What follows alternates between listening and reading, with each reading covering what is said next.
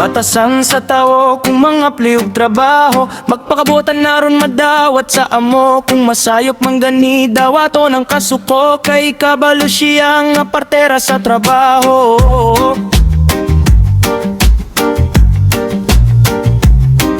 Day hard pag gani sa iyang amo, nagtinarong ug naghatag sa kasing-kasing tinuod. Nagtuo nga ang pagsalig dili mausab, nga ang kaayo ug respeto magpabiling lig-on. Apan niabot ang adlaw nga wala damha,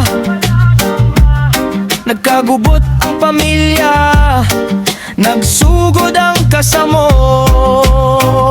Wanage huna-huna ang kaayo nga nahatag, wana mahinumdumi ang tanang benepisyo sa nang labay. Ang amo kauban nahimong pahimungtan, gidaot o gibalikason bisan walay salangan nahimo. Sakit kayo paminaw ng ilang mga pulong, murag wala na'y bili ang tanang panahon. Ang pagsalig nga gitukod sa dugaing panahon, nabungkag tungod sa kasukog sayop nga pagtanaw.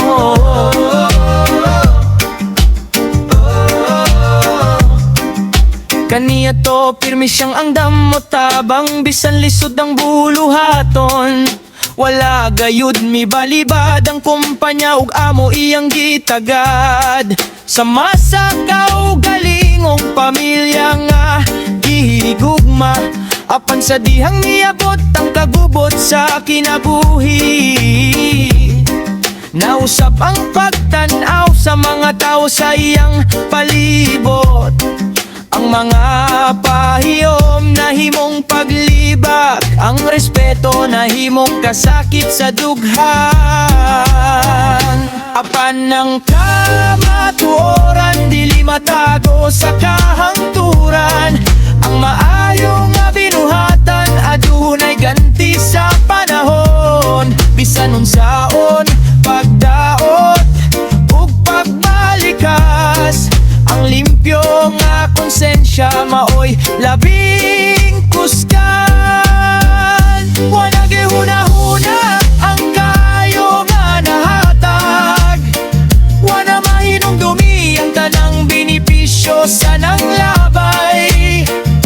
Apan ang tinuod nga pagkatawo dili mapapas, bisan unsaon pagdaot sa mga taong walay pagpasalamat.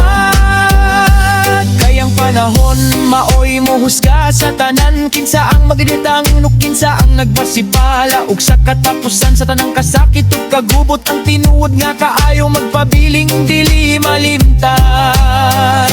Wanage huna-huna sa uban ng imong kaayo, apan ang Ginoo nakakita sa tanan mong sakripisyo.